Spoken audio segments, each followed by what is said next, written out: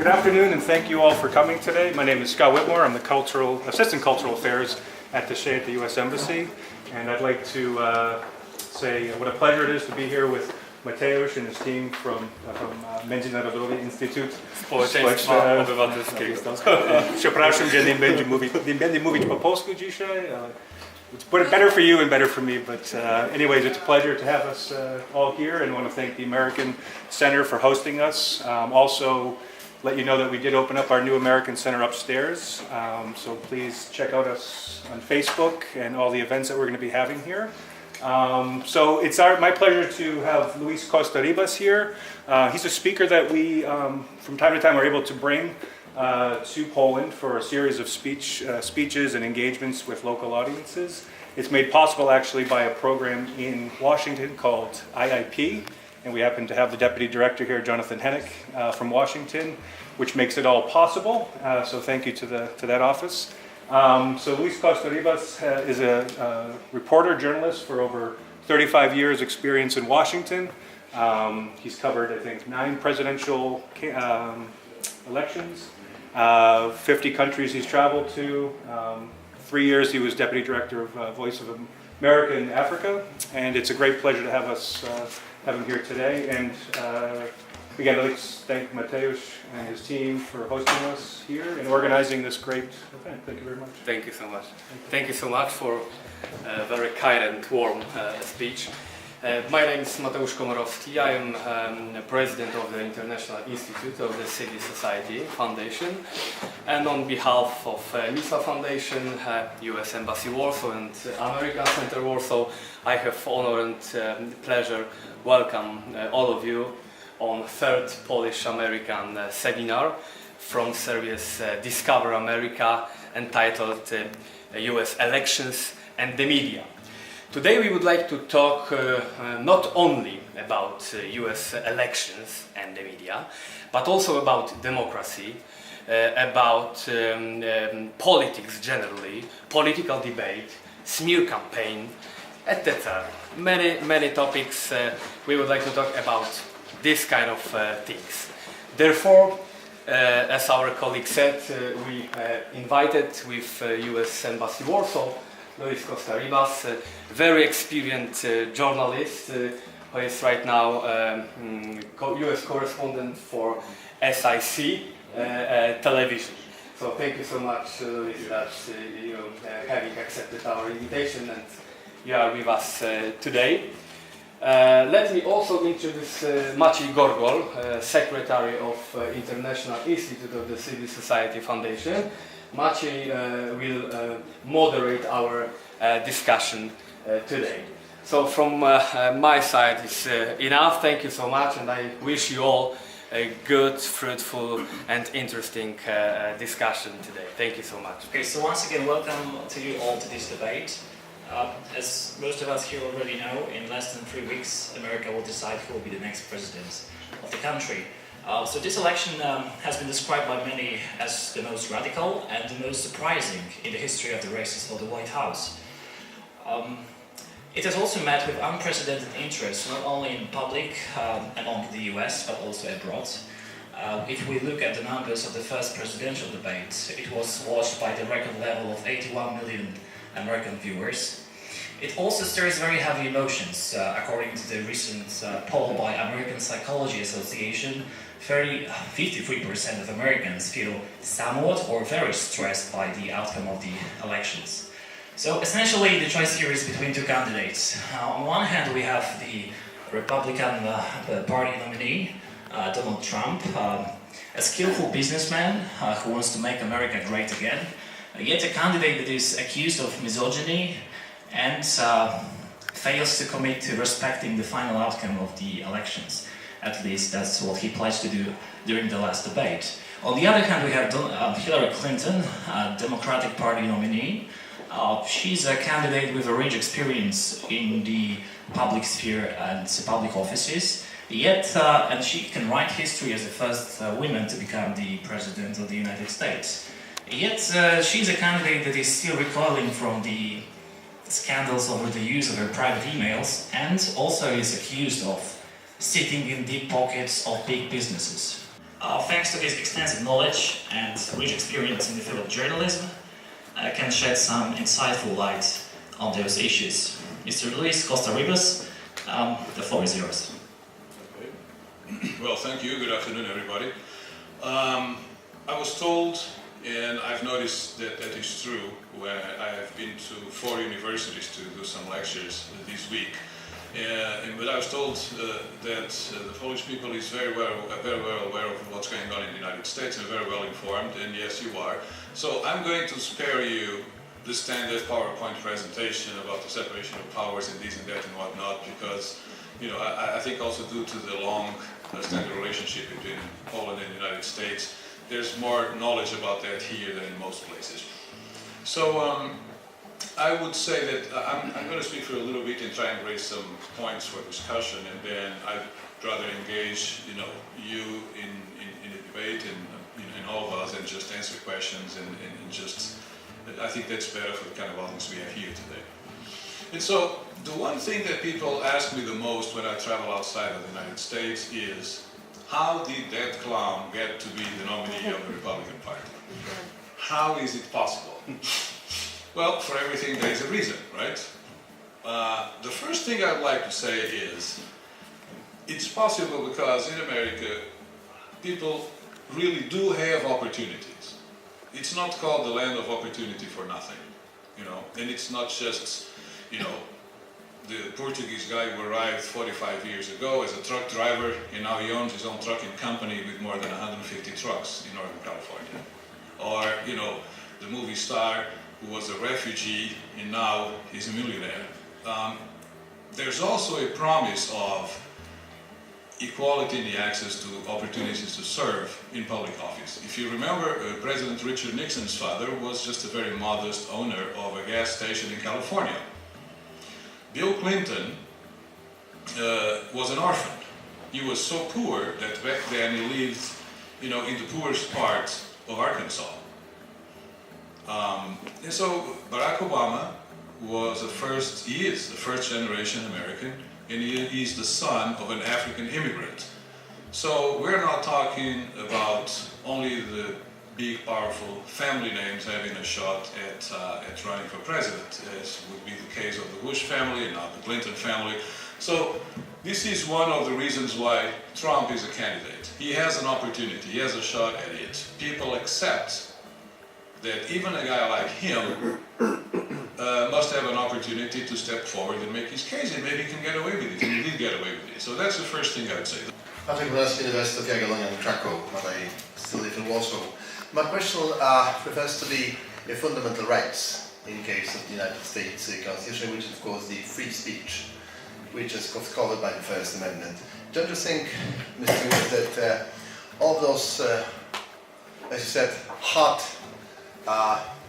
spirits, let's say, in such a way, which normally exist during any campaign and which are overused by Trump right now, they have the basis on the first speech, which in my mind goes sometimes too far, especially if you look upon some of the examples in the modern history of the United States. What I recall, in 1995, one of the recent supporters of Mr. Trump, Mr. Newt Gingrich, he said very openly that Hillary Clinton is a bitch. It was openly said, and his mother repeated this very ugly word in the public media.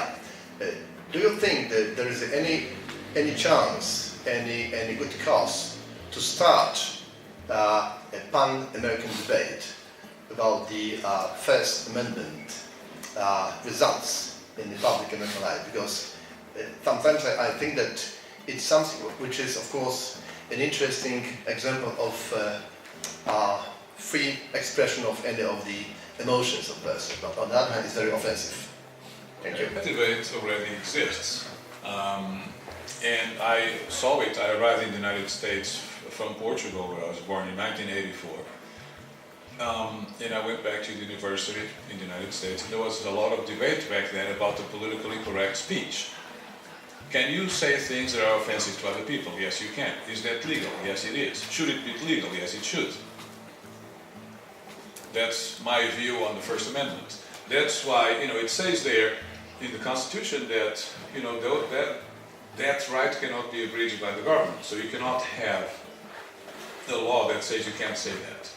In the United States constitutional system, we have something that is different from all of the other constitutions around the world. You probably know that basically the spirit of our constitution is you have these rights which the government cannot abridge. And if the government wants to do that, it has to show a very compelling reason why that should be done. That's the test that the Supreme Court has instituted.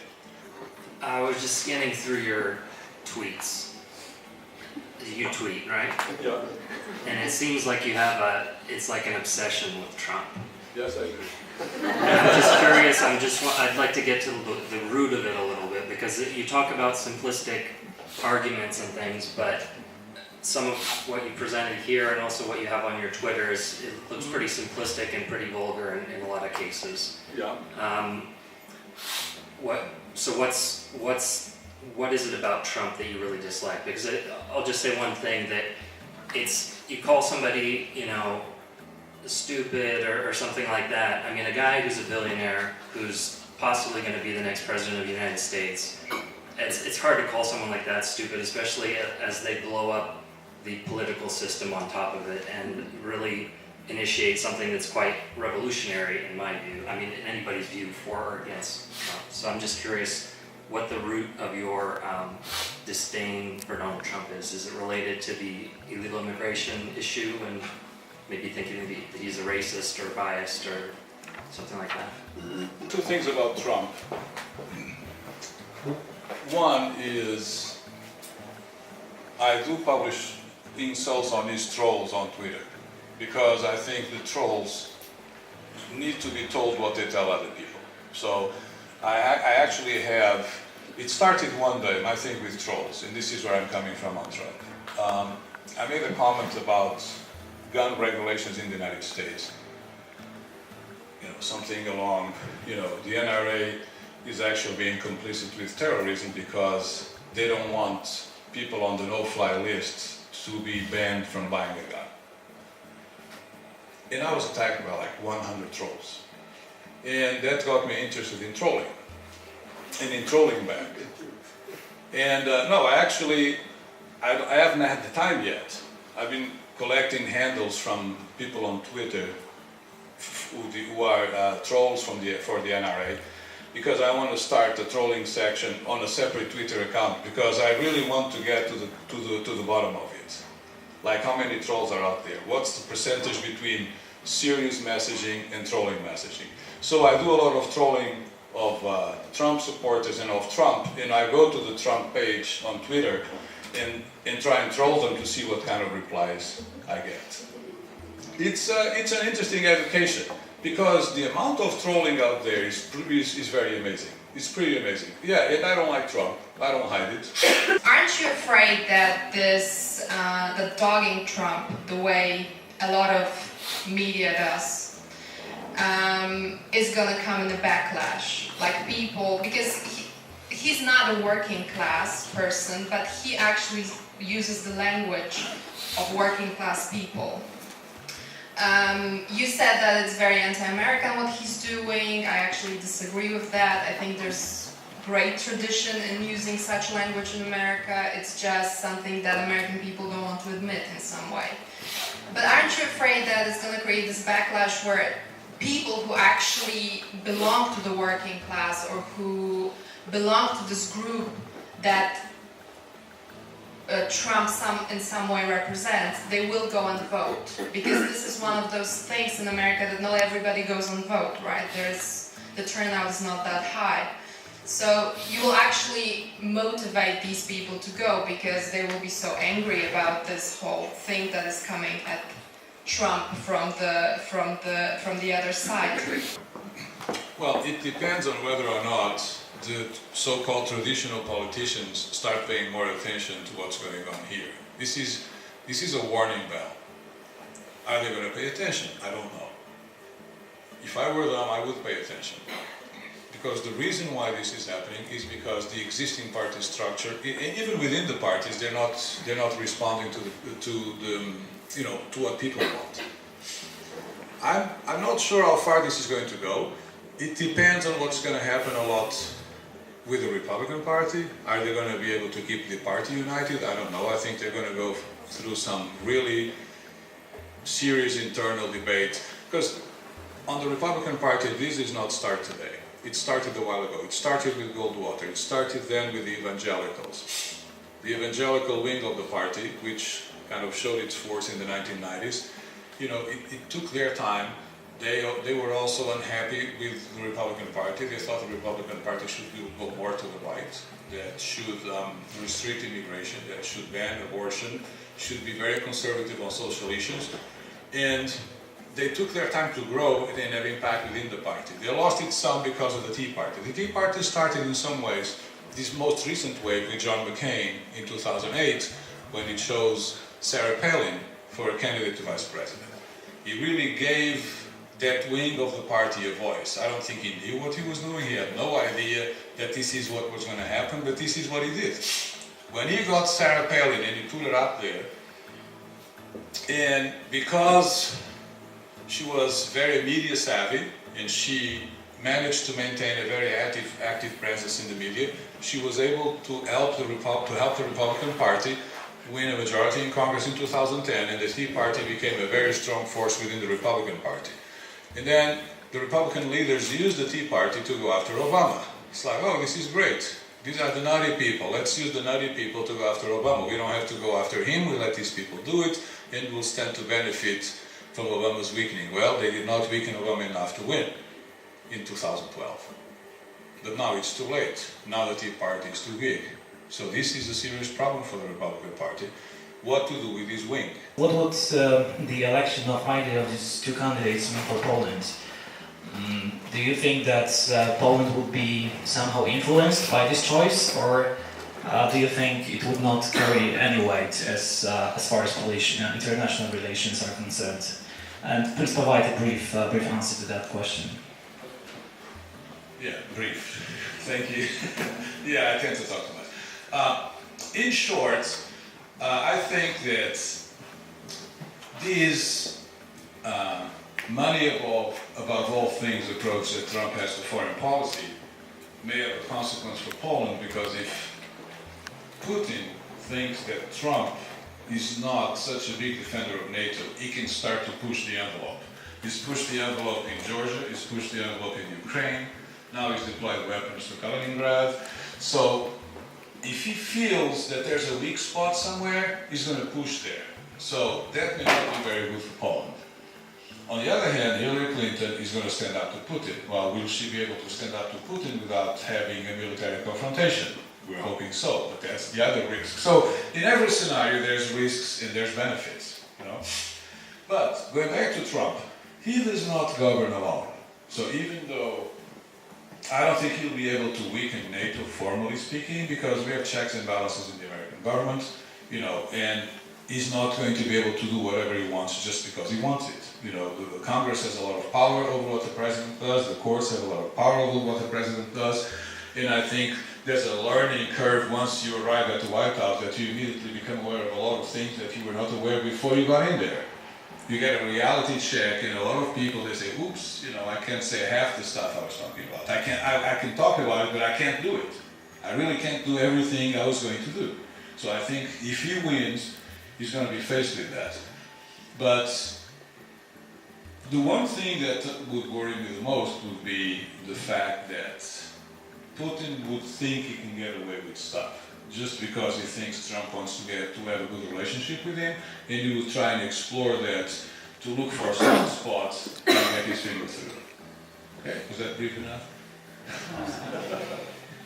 So once again, I want to thank you all for coming. This concludes the third meeting within the Discover America seminars organized in association by the International Institute of the Civil Society, the U.S. Embassy in Warsaw, and American Center Warsaw.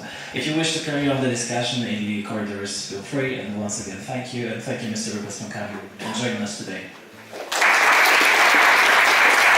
Well, I think Poland has a great deal of interest in what's going on in the United States, and I just wanted to bring my experience of having covered 9 American presidential elections to this group of people so we could further discuss and debate this election, not just from my perspective, but also from the perspective, of very interesting and active, polls that were here and that take a great deal of interest in world affairs, in American affairs, in democracy as such, in liberty as such, because all of those, the meaning of democracy, what does democracy mean in an election like this where one candidate, instead of being uplifting, is insulting, for instance?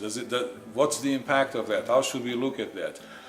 If Hillary Clinton wins the election and people continue to think that she's not very honest and trustworthy, will she be a weak president? So, these are some of the things that we kind of thought about here today, and things that we will continue to think about as the process goes on leading up to the American election on November 8th.